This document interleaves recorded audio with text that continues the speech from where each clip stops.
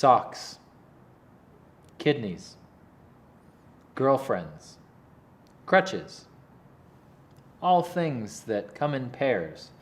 And today we're checking out a pair of pedals from Greer amps. Now you just heard me play the Southland pedal.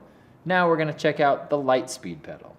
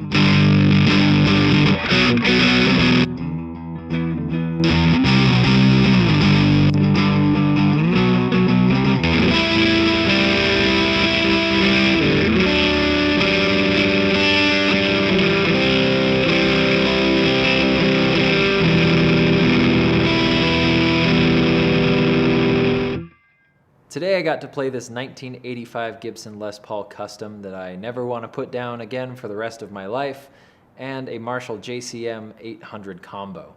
And we checked out these two fantastic pedals by Greer amps, the Lightspeed Organic Overdrive and the Southland Harmonic Overdrive. Now, the Lightspeed is a very organic sounding overdrive, really. And what does that mean? Well, it sounds like a farmer's market type of overdrive, I guess you could say.